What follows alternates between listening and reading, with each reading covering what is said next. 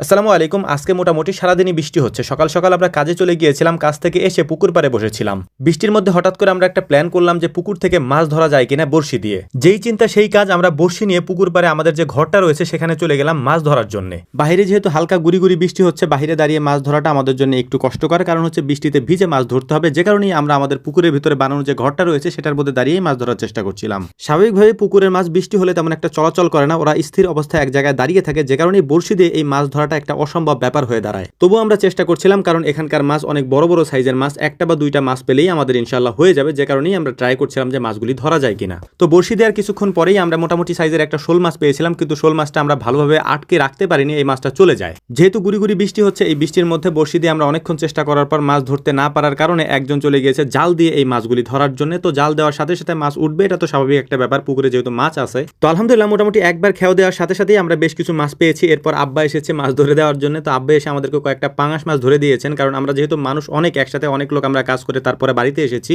আমরা অনেক বেশি ক্লান্ত এবং ক্ষুধার্ত, যে কারণে হচ্ছে আমরা মাছটা একটু বেশি ধরার চেষ্টা করছিলাম, যাতে করে সবার মধ্যে সেটা আমরা খুব সুন্দরভাবে বন্টন করতে পারি। তো যাই হোক, আলহামদুলিল্লাহ মোটামুটি আমরা অনেকগুলি মাছ পেয়েছি। এই মাছগুলিকে এখন কেটে কুটে সুন্দর করে তারপরে এগুলিকে ভাজার চেষ্টা করব সুন্দর করে তেল দিয়ে। এই জন্য এক একজন এক একটা কাজে লেগে পড়েছে, কেউ মাছ কাটছে, কেউ আবার জ্বালানি নিয়ে আসছে, অর্থাৎ আমাদের যে পাটখড়ি আছে, মূলত পাটখড়ি দিয়ে আমরা রান্না করে থাকি। খুব দ্রুত এটা আমাদের এখানে করা যায় আর কি। বৃষ্টি একটু কমে যাওয়ার কারণে চুলাটা আমরা বাইরে সেট করতে পেরেছি। এর কারণ হচ্ছে যে আমরা যদি ভেতরে সেট করি, অর্থাৎ আমাদের যে ঘরটা আছে যেখানে আমরা দাঁড়িয়ে রান্নাটা করব, ওই নিচটা হচ্ছে কাঠ দিয়ে তৈরি করা, আর আমাদের চুলার নিচের তলা নাই, অর্থাৎ আমরা তলা রাখি নাই। এটা যে কোনো মাটিতে বা মানে ইটের উপরে বসিয়ে তারপর রান্নাটা আমাদেরকে করতে হবে, যে কারণে আমরা মাটির উপরে করার জন্য পাড়ির উপরে এই চুলাটাকে সেট করেছি। তো চুলা জ্বালানোটা আমাদের জন্য একটু কষ্টকর হয়ে যাচ্ছিল, কারণ একটু আগেই যেহেতু বৃষ্টি হচ্ছে, বাইরে হালকা এখনো গুড়ি গুড়ি বৃষ্টি হচ্ছিল। তো এই কারণে হচ্ছে মাটি ভেজা থাকার কারণে চুলাটা জ্বালাইতে আমাদের একটু কষ্ট হচ্ছিল। আর মাছের মধ্যে মশলা বলতে আমরা শুধু দিয়েছি লবণ এবং হচ্ছে হলুদের গুঁড়া। আমি আগেই বলেছি, আমরা এখানে যারা আছি সবাই হচ্ছে পাটের খেতে কাজ করে তারপর বাড়িতে এসেছি। সবাই মূলত হচ্ছে বেশ ক্ষুধার্ত এবং ক্লান্ত, এই কারণে হচ্ছে যে রান্নাটা খুব দ্রুত আমাদের করা দরকার,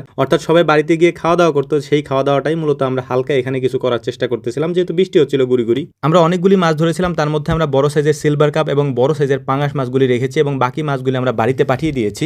মাছগুলি ভাজার পর কারোর জন্য তরসই ছিল না, এই কারণে হচ্ছে যে সবাই এখান থেকে মাছগুলি খেয়ে খেয়ে একেবারে অল্প করে ফেলেছে। মানে আমরা যে পরিমাণ মাছ এনেছিলাম তা অর্ধেক খাওয়া হয়ে গেছে ভাজতে ভাজতেই। কয়েকদিন একটু কাজের চাপ কম ছিল, যে কারণে হচ্ছে আমরা অনেক ফ্রি ছিলাম, কিন্তু এখন কাজের চাপ অনেক বেড়ে যাওয়ার কারণে আমাদের ব্যস্ততাও বেড়ে গিয়েছে, এই কারণে আমরা এখন আর সময় পাই না আগের মতো। এক্ষেত্রে একটা গুরুত্বপূর্ণ কথা আপনাদেরকে বলে নেই, সেটা হচ্ছে ভাই, আপনাদের কাছে আমরা আগেও বলেছি, এখনো বলছি, অনুনয় বিনয় করে অনুরোধ করে বলতেছি, আমাদের সাথে যারা দেখা করতে আসেন বা আমাদের খামারে যারা আসেন, তারা শুক্র এবং শনিবার ছাড়া অন্য কোনো দিন আসলে আমাদের একটু সমস্যা হয়ে যায় কাজের ক্ষেত্রে, যেহেতু আমরা সারাদিন কাজ করি। এ কারণে আপনাদেরকে আমরা অনুনয় বিনয় করে অনুরোধ করছি, যদি আপনারা আমাদের খামারে আসেন তাহলে শুক্রবার এবং শনিবার ছাড়া অন্য কোনো দিন আসবেন না অনুগ্রহপূর্বক, কারণ এতে আমাদের কাজের অনেক সমস্যা হয়। আপনি হয়তো মনে করতে পারেন ভাই যে আমি একলা গেলে কি হবে, এরকমটা আমাদের এখানে প্রতিদিন প্রায় 50 জন 60 জন করে মানুষ আসে। আমরা নিষেধ করার পরেও আপনারা আসেন, এটা আমাদের জন্য অনেক কষ্টকর একটা ব্যাপার হয়ে যায়। আমাদের ব্যাপারটা আপনারা একটু দেখার চেষ্টা করবেন ইনশাআল্লাহ। তো যাই হোক, আলহামদুলিল্লাহ মোটামুটি আমাদের মাছ ভাজার কাজটা মোটামুটি শেষ হয়ে গিয়েছে। এখন এটাকে সুন্দর করে পরিবেশনের পালা। এ কারণে হচ্ছে বড় মাছটা আমরা সবাই মিলে একসাথে খাওয়ার জন্য প্ল্যান করেছি,